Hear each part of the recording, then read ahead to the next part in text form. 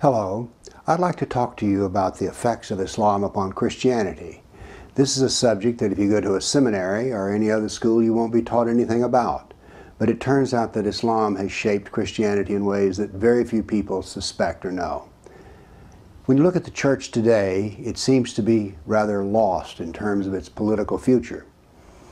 Example, here in Nashville, Tennessee, which is called the Buckle on the Bible Belt, and if that is the case, I say that the church's pants are down around its ankles. The Muslim Brotherhood finds the broadest door into our society to be the door of the church. Churches do not resist or oppose Islam, and indeed, they will go to Family of Abraham religious dialogue events and sit there and smile as Muslims tell them how much they love Christians. And then they turn right around and ignore the fact that Christians are being slaughtered on an everyday basis in Africa and in the Middle East. We're hearing a lot about Syrian refugees now. What we don't hear anything about is that these Syrian refugees include Christians. So there's no political pressure in America to bring persecuted Christians to America, only the Muslims. Now the Muslims are very equipped for this political pressure because they operate as a unit. The 57 members of the OIC, the Organization of Islamic Cooperation, are the ones who determine who comes to America. Now, so the Muslims pick and choose who comes to America, and the churches sit around and smile. Why is this? Well, it turns out there's some reasons, some very ancient reasons that go back to the very beginning of Islam. And that's what this talk is about, to explain to you how history has shaped the church today to the point where it has become timid and afraid. How do you explain this map? How did Islam begin to dominate? We have to understand that North Africa used to be Christian, Iraq used to be Christian, Persia was half Christian, Egypt. So all of these countries used to be Christian and more, and yet they're not today. How did this happen? Precisely what had to happen for this to take place. This is what we're going to learn in this lecture, because it is the creation of the Islamic lands that is what drives the church today to be what it is, timid, ignorant, and unwilling to learn. Now you've heard it said that the Roman Empire collapsed because the German tribes had invaded, and then somehow the classical civilization just began to disappear. But we can see here at this time, the Rome has collapsed, but that the Byzantine Empire, which is centered in Constantinople and today what we call Turkey, was pulling together a political empire again. This is a map that shows the conquest of Islam 25 years after the death of Muhammad. In the next slide, slide 5, we can once again see the heavy inroads that Islam is making into what was formerly a Christian world. Here we see in this slide how much happened in 100 years. This is an amazing conquest. Let's examine it in a little more detail.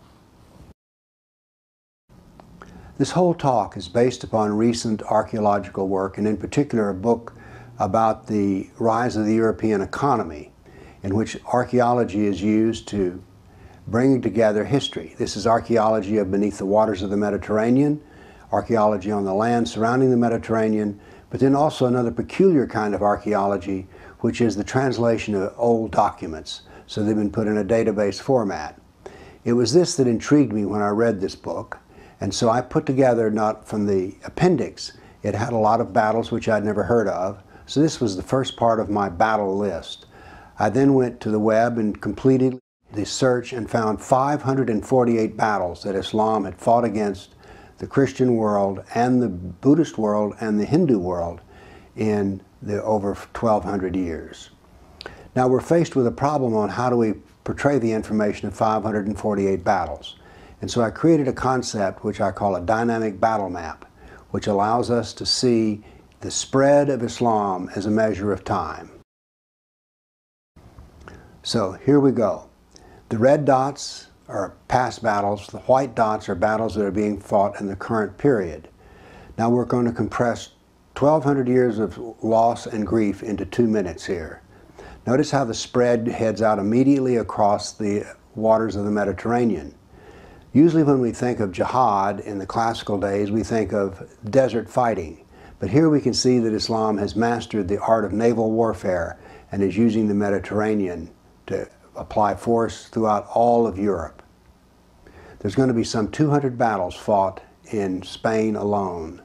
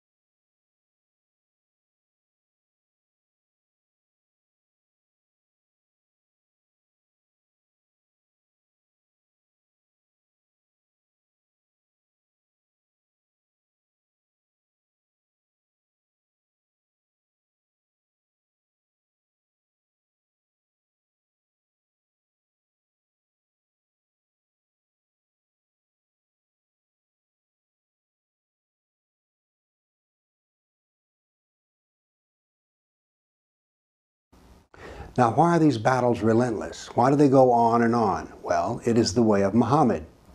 In the last 9 years of his life, Muhammad was involved in 100 different jihad events, and we can see how this constant ongoing jihad was part of the effort that brought down classical civilization.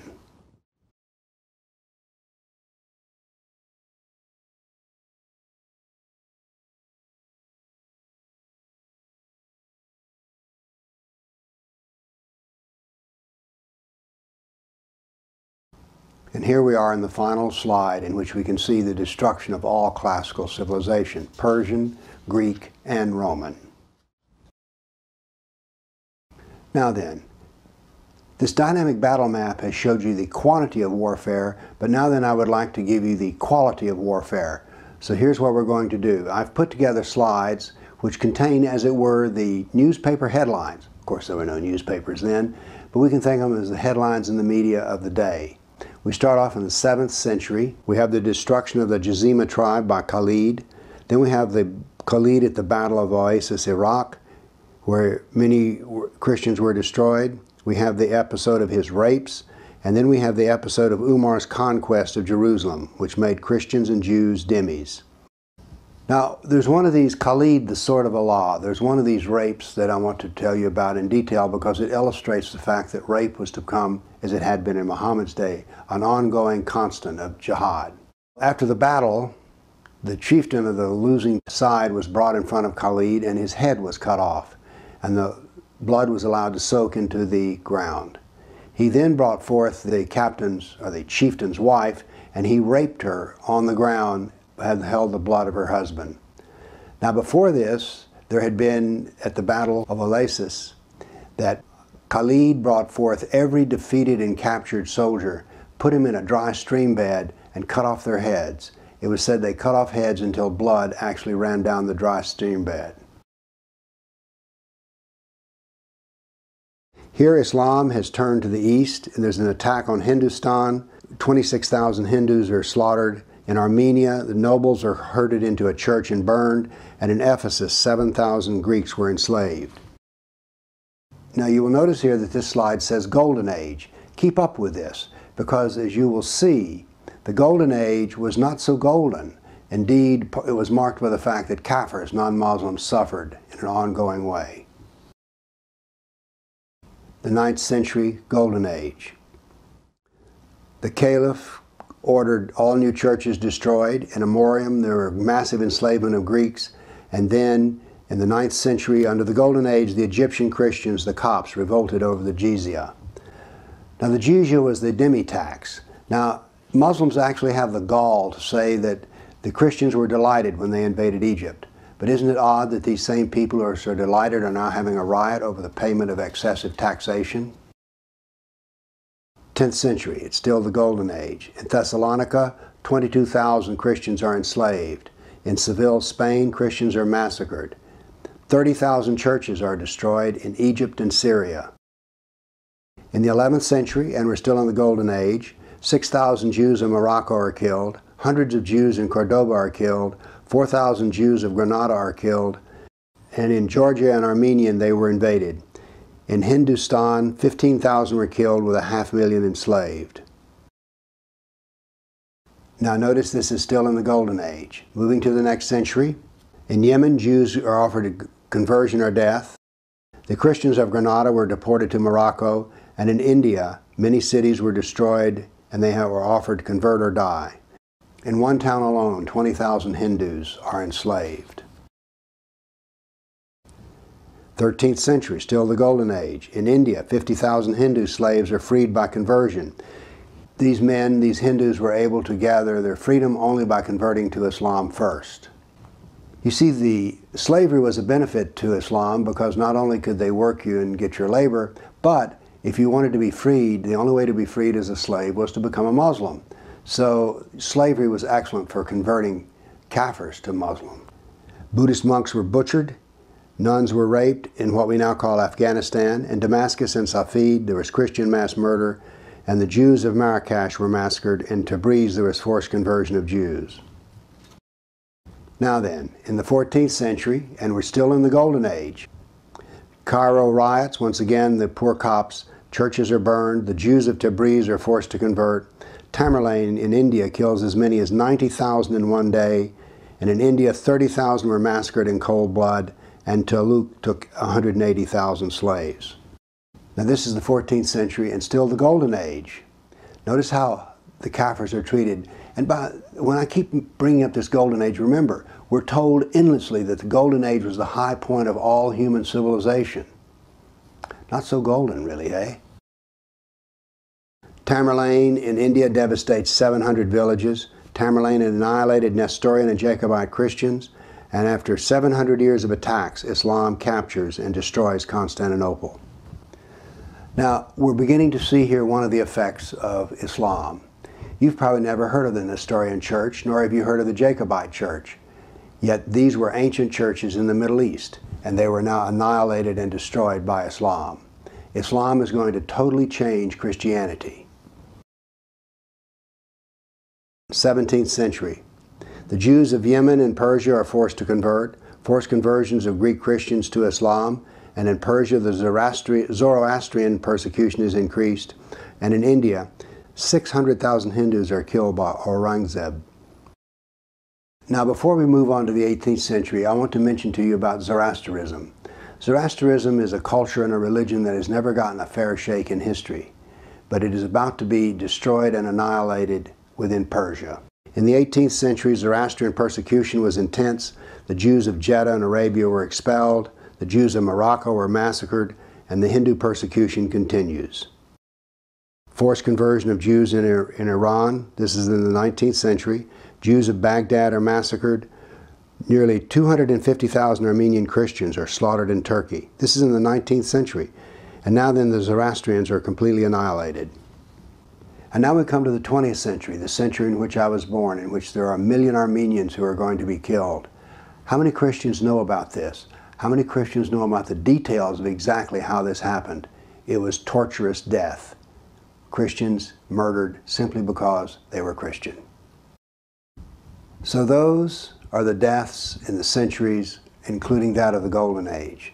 Now then, let's take a look at the classical Mediterranean civilization. One of the things we have to do here is to point out that the Mediterranean was the center of civilization in the classical period. We think of continents and political domination, and that's how we name things. But in these days, the Mediterranean was the glue that bonded everything together. Egypt, for instance, was not so much an African nation as it was a Mediterranean nation. And in the same, the North Africa was part of the Mediterranean civilization as well. There were reasons for this. It took 10 days to sail from Carthage, North Africa to Italy. By land, it took 140 days. Shipping a ton of grain from Egypt to Rome cost the same amount as shipping it 75 miles by ox cart. Said another way, transportation on the Mediterranean was cheap and simple compared to that of hauling it over land. Under the Roman rule, the sea was free of danger to trade. And as an indication of how valuable Mediterranean trade was, there were as many as 500 boats in the harbor in Constantinople at one time. Before Islam, when Rome wanted to communicate with France, it did so with a letter on a ship. However, after the Mediterranean became a dangerous place to be on a ship if you were a Kafir, They instead sent it over the Alps. A plague that started in Iraq took 4 years to get to Constantinople, but before Islam it only took 4 months. Now this, of course, is a repetitive sort of plague. Ibn Khaldun, the Christians could not float a plank on the inland sea, that is the Mediterranean. Europe was impoverished economically and culturally isolated.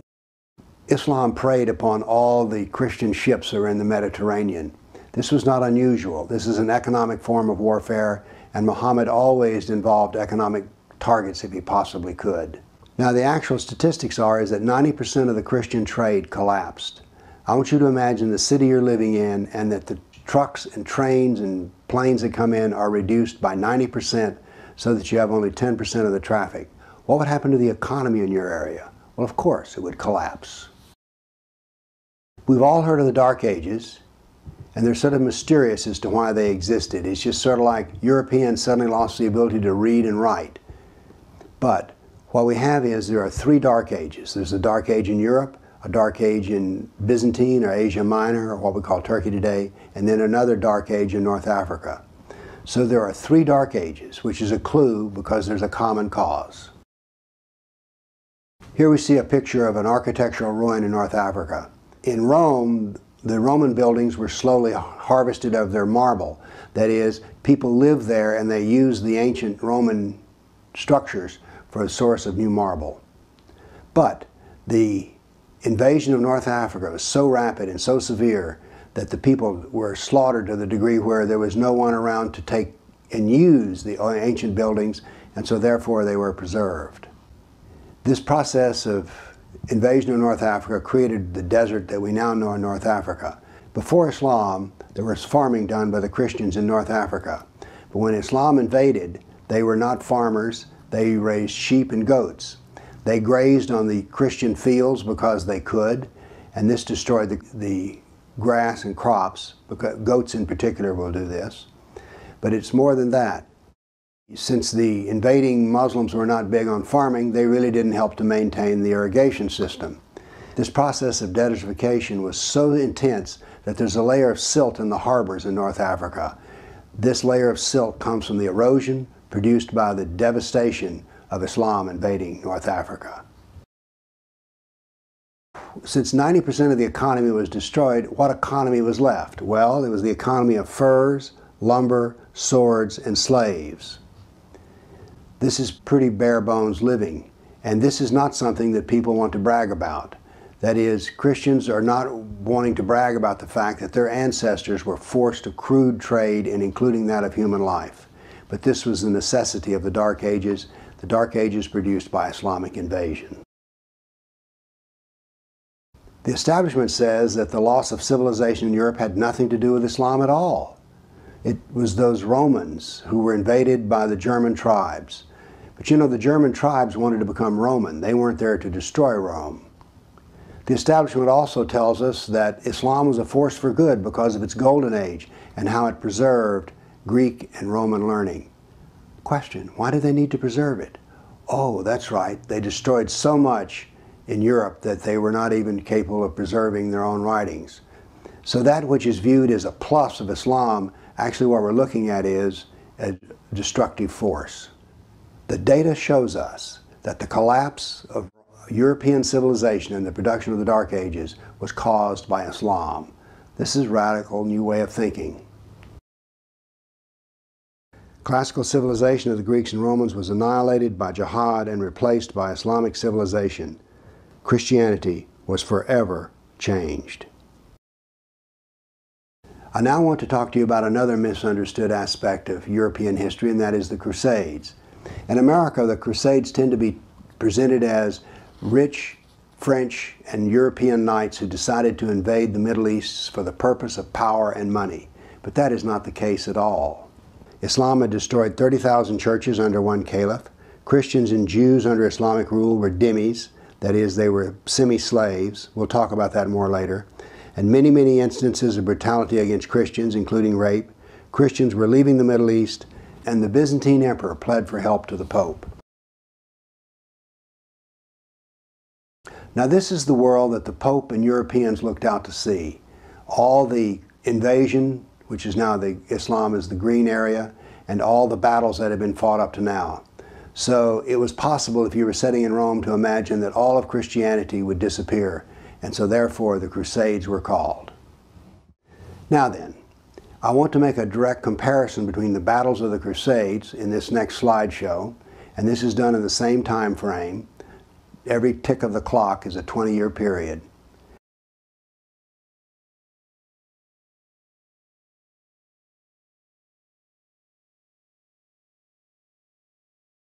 And what we can see is that when we compare the battles of jihad against the battles of the Crusades, there's hardly any comparison at all. The Crusades were defensive and lasted 300 years, and they ended 800 years ago. Jihad was offensive and has lasted for 1400 years, and it's active today. Somewhere, if you're watching this video, someone died because they were kafir and the murderer was a Muslim. Now, so therefore, is this actually moral equivalence? I don't think so at all. Now, the history taught in our establishment university says that Islam was nothing but a force for good, that indeed it produced two golden ages, a golden age in Baghdad and a golden age in Spain, or as they prefer to call it, Andalus. Here, let's take a look at this dynamic battle map of what is happening to Spain, which was a Christian nation. First off, you need to know that there were roughly 200 battles fought in Spain, and these were all defensive because the Muslims had invaded in the year 711. So, how golden is this? Not so much, I think. At least that much warfare. The other thing you have to ask yourself the question is, if being under the rule of Muslims in Spain was so wonderful, why is it that the Christians fought for 700 years to throw them out? Just ask yourself that question. Could it have been that good?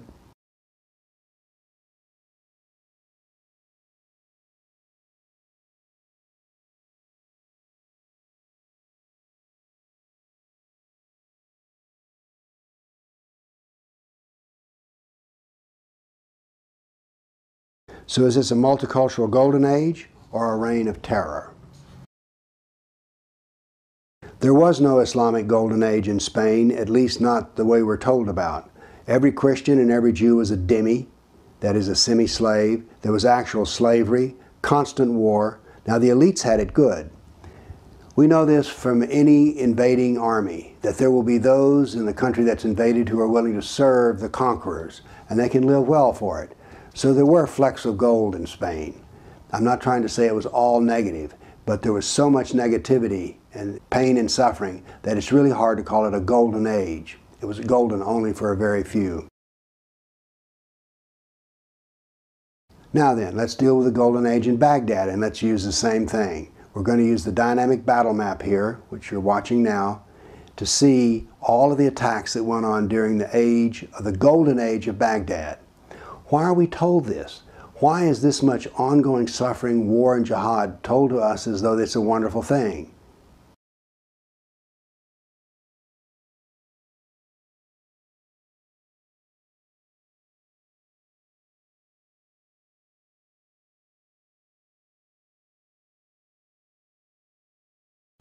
And by the way, notice that most of this is directed to the Christians.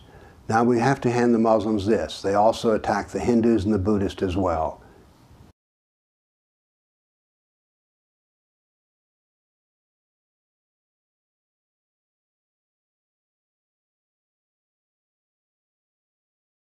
The Golden Age of Baghdad. Christians and Jews were semi-slaves. Christian women were used as sex slaves. As a scientist, I'm telling you this was a disaster. Islamic philosophy denied the existence of physical laws and cause and effect. Islam destroyed about 90% of all classical work. You know how we're told how wonderful it was that it preserved? It only preserved about 10%. The other 90% was destroyed. And all of that translation work that we hear about, that was all done by Christians and Jews. And here we see the Islamic world today and how it came about. The dynamic battle map only went to the year 1922, but jihad did not stop in 1922. This information is a database found on the religionofpeace.com, and I've taken and done quite a bit of work with it to bring out how these How many thousand is this? 19,000 jihad attacks since 9/11/2001. You can see they're scattered all over the world, but you can see where they're centered. The closer you are to the Middle East, the more you are to have to suffer. Here we have a plot of jihad attacks versus time, and we notice it ebbs and flows. But there's something of interest here. Notice that there's about twice as many jihad attacks against other Muslims as there are against Christians, Buddhists, Jews, and atheists. Now, why is this? Well, you see there's two kinds of jihad. There's jihad against the kafir, and then there's jihad of purification.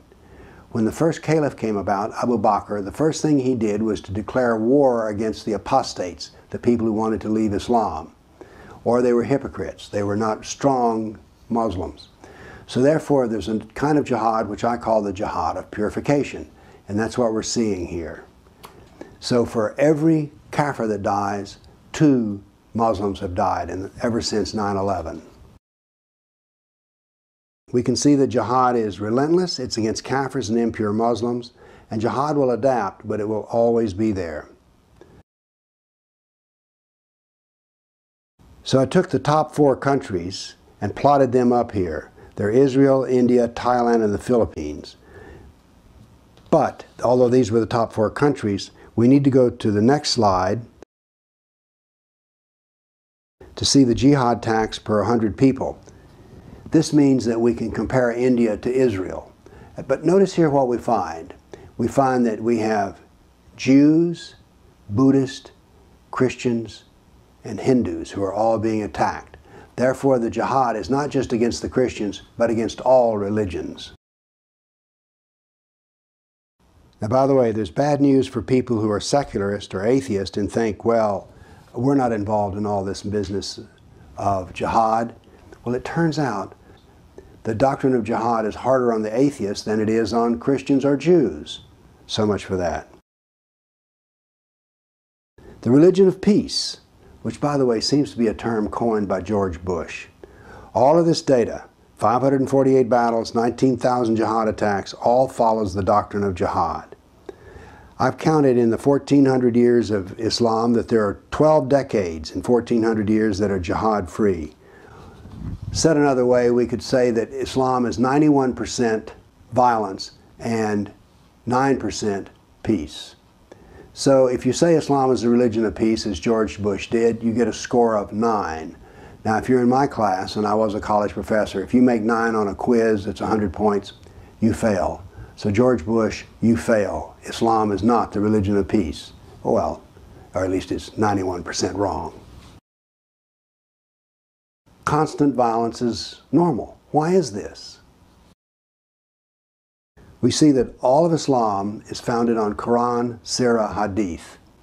Now, the Quran everyone has heard about, even if they haven't read it. The Sirah is the biography of Muhammad, and the Hadith are his traditions. Muhammad is important because 91 verses in the Quran say that every Muslim is to imitate Muhammad in every detail. So therefore, the biography and words of Muhammad are all sacred text. What we can see here is that Islam is this much Allah, 14%, and this much Muhammad, 86%. So this is the doctrine of Islam, these 3 books. We see here the amount of text devoted to the kafir. Basically 51% of the doctrine of Islam is concerned with the kafir. What this means is Islam is primarily a political ideology, not a religion. Here's how much is devoted to the concept of jihad. And we can see that all 3 texts, Quran, Sirah, and Hadith, all address jihad, and by quite a bit. 31% of the total doctrine is jihad.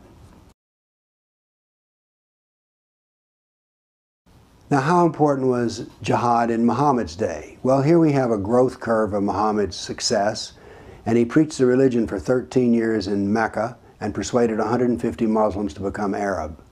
He went to Medina, where he averaged an event of jihad once a month for the last 9 years of his life, and this was very successful. When he died, every Arab on the Arabian Peninsula was a Muslim.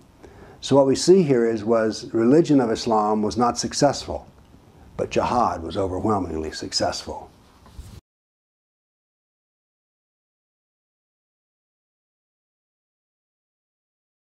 Now we have one more chart. Notice we have something here. I call this the law of Islamic saturation. This is in Turkey. Turkey, when Islam invaded, was Christian. Today it is only 0.3% Christian. This is what I call Islamic saturation. Notice that this curve takes centuries to fulfill, but in the end, once Islam has invaded Christianity, whatever religion is there, Buddhist or Hindu, will all disappear, and it will all become Islamic. It just takes time, it takes centuries, but it always ends this way. It's interesting, but I'm the first person who's ever asked this question. How many people died in the jihad over 1,400 years? Well, these figures are approximate, but we can see here in this table I call the tiers of jihad, we have 60 million Christians, 80 million Hindus, 10 million Buddhists, and 120 million Africans. And this does not include the Zoroastrians. This is what I call the tiers of jihad. Now, why is it that Christians don't teach themselves that 60 million of them died under jihad? Why is this information almost forbidden to be known? I say that doctrine drives history, and that history shows the true nature of political Islam. Political Islam is the enemy of all Kafir civilizations, and that political Islam is permanent and unchanging. There are three great pivots to Christianity in which massive changes took place. Once it became a Roman religion, then we have the invasion of Islam, and then we have the Protestant Reformation in Europe. These are the three great pivots. Unfortunately, Islam is not taught that I know of in any school as being one of the great changers of Christianity. Islam subjugated the very heart of Christianity, the Holy Land, and they annihilated different forms of Christianity. Islam annihilated central government by jihad. This meant that the Catholic Church was the only European organization left to educate and administrate across borders. Islam produced a politicized Catholic Church. This, once again, is not very well recognized. Now let's see some other changes that Islam brought about. In the year 632, Islam had no images. A century later, the Greek Orthodox Church stopped the use of icons after repeated losses to Islam. The reasoning went like this: we're losing, we're doing something wrong, the Muslims forbid images, we'll forbid images too to see if that will help us. Witches and demons, early 11th century. Europeans went to Islamic Spain and studied sorcery, alchemy, and astrological texts. They became familiar with the Hadith. In 1487, the Catholic Church issues the doctrine of the witch's hammer. So where did the Christians learn about witchcraft and all of these things? Well, they learned it from the Muslims in Spain. Now then, mass killing of Jews. In the year 624, there was mass murder of Jews by Muhammad. In 1011, mass murder in Cordoba by Islam. In 1033, mass murder in Fez by Islam. And then after that, 1096, there was mass murder in Germany by Christians.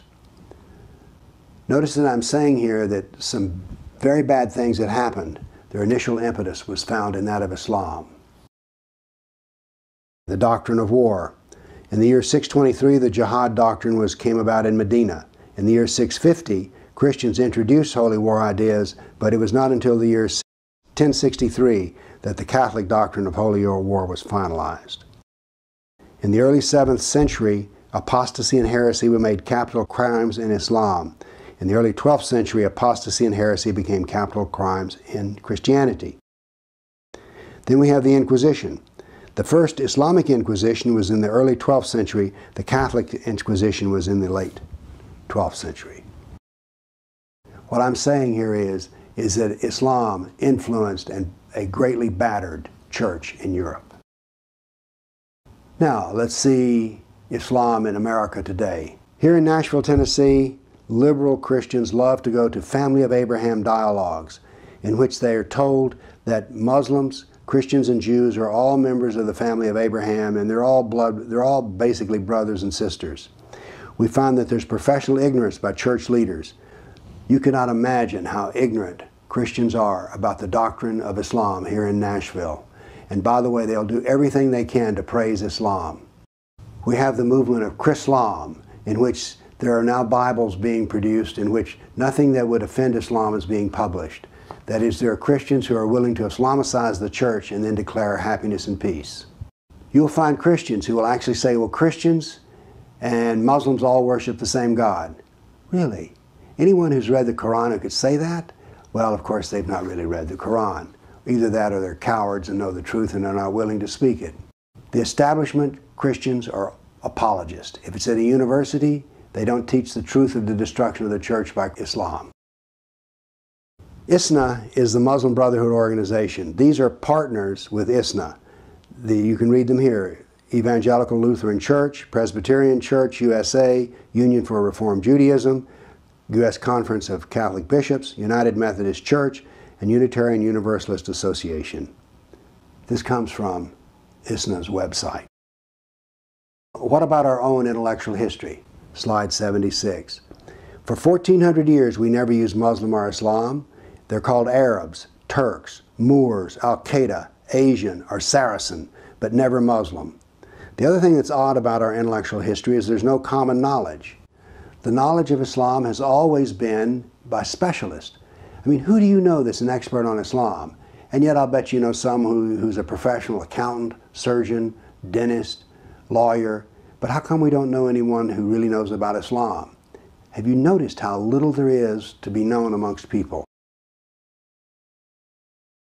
For 1400 years we've refused to study Islam. Why don't our schools teach Muhammad and the history of jihad? How come Islam is always portrayed as the wonderful golden age of Islam, which preserved all learning and was the high point of civilization? Why is this? Why have we remained ignorant, and why are we still suffering? Now the modern denial is, well, PC sensitivity, and people are afraid of being called a bigot, and then there are those who are just afraid of being harmed. Well, let's say we accept those as true. What about the previous 1300 years? There was no political correctness then. But we are no more critical of Islam today than we were yesterday. So why is this? My wife and I used to talk about this, and one night I said, you know, the church has become like an abused wife. And my wife went in and did some research and came up with the YWCA Handbook of Rape and Sexual Abuse. It's a counseling handbook. And we went through all the points, and notice how well these display the mind of the Christian today. The traumatized mind. Kafirs accept violence and threats from Islam without protest. We deny the suffering caused by political Islam and accept political Sharia. Violent molestation causes denial. The victim denies the attacks. The media reports very little about jihad and never connects the dots, and the churches deny the suffering of Christians. To me, this is one of the most tragic. Fear is the tool that the abuser uses to control the victims. Today, we're always afraid about what Islam will do, and this particular slide was put together when there was an amateur video made, and it created a riot in North Africa. Guilt. The victim finds a way to blame himself or herself. This manifests in the form of, well, we just haven't treated the Muslims well enough. If we'll treat them well, they'll be kind and generous to us. Branded. The victim does not want others to find out. What church today brags about the fact that Christian women have been made sex slaves? None. We cover up the damage done by Islam in order not to face it. The victim feels shamed and the abuse is hard to talk about.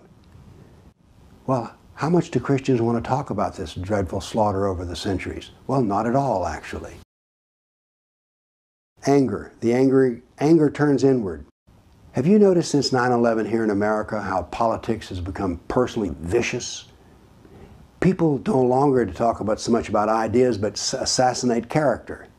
And this is what is done, for instance, for me. No one says that I'm wrong, they just say I'm a bigot and a hater and Islamophobe. American politics has been changed by the introduction of Islam. Now we have powerlessness. Things will not get better. Pessimism about Islam prevails. How many times have you heard people say negative things that are pessimistic about Islam? Well, we can't do anything about it. Now let's look at the abuser. Denial. The abuser denies the abuse. For instance, Turkey absolutely denies the Armenian genocide. Inadequacy. Abusers are arrogant and overly self-confident. Trust me with this one. If you deal with Muslims, you'll discover that Islam is perfect. It is never wrong. It has never made a single mistake. Everything with Islam is just hunky-dory and fabulous. Domination. While the very word Islam means submission, and the abuser expects submission on the part of the abused, the kafir. For instance, when the Muslims went to the auditoriums at Georgetown University and told them that they didn't like the crosses in the auditorium, they expected Georgetown to do exactly what it did, which was to take them down and to cover them up. They expect it because that's what they're used to getting. Christians just don't push back against Muslims, so anything they ask to do, it happens. Manipulation. The abuser wants to make the victim feel guilty. Notice after every jihad attack, the Muslims say, oh, we're concerned about blowback. Oh, we're concerned now about people hating Muslims because Muslims have killed them. Really? After 1,400 years of jihad, brutality, enslavement, theft, deception, rape, annihilation, and insults, the kafir mind and the mind of the Christian has become identical with that of an abused victim. This has to change, or Christianity will be completely annihilated. You don't think so? Well, what happened to Christianity in Iraq? What happened to Christianity in North Africa? What happened to Christianity in Turkey? It'll all go. The plan is underway. Islam is here. Conclusion. Christians must face their shameful, brutal, degrading history under Islam. We must face our fears. Some things have to change. One of these is Christians must learn to stand up for the persecuted Christians. Right now we're getting Muslims to come to America who are, they say, refugees from Syria. Where are the Christians? Why are we bringing in Muslims before we do Christians? Well, I'll tell you why. Because the churches don't raise a stink about it. Every candidate who runs for office, whether it's dog catcher or president, needs to be asked, what are you going to do about keeping the persecuted Christians out of America? We seem to have a home for every Muslim who wants to come here. When will we find a home for the persecuted church? This has to change. Something else that churches have to do. Some Christians who are not predisposed towards acquiescing to Islam need to go to events like Family of Abraham events and stand up and ask difficult questions of the Muslims. Don't just smile and believe everything they say. Changes have to come about.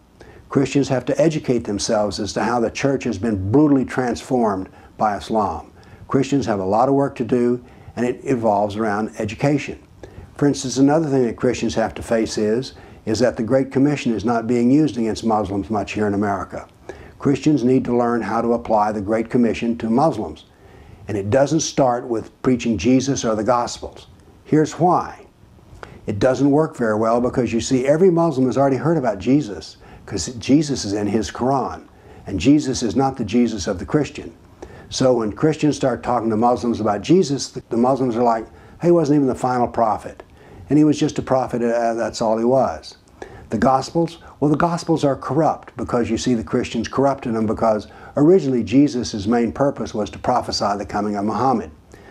Christians have to understand that to convert a Muslim, you must first take away his Muhammad and you must take away his Quran. Now, I don't mean reach and grab them, but I do mean that you have to become skillful in taking them away by telling a Muslim what he is in those books, because they don't understand that. I have a book written by edited by Ibn Warwick, and it's called Leaving Islam. In almost every case, the Muslim left Islam because of when they found out who Muhammad was and who Allah was. So the churches have a lot of work to do, and if they're to become skillful, they have to master the knowledge of the Quran, the Sirah, and the Hadith. Christians have to tend to their own. Christian women have to be told what a Sharia marriage is, and so if you're going to date a Muslim, here's what's going to happen. Another thing that needs to happen is this, is that the churches must learn what the word dawah, D-A-W-A-H, means. Because you see, Christian teenagers are being converted by Muslims because they have a way to do it. It's called dawah. You can buy books on how to convert Christians. So the churches must wise up and toughen up and smarten up, because if we do not, what happened in Turkey will happen here in America. Oh, it can't happen in America. Really? Thank you for listening. Thank you.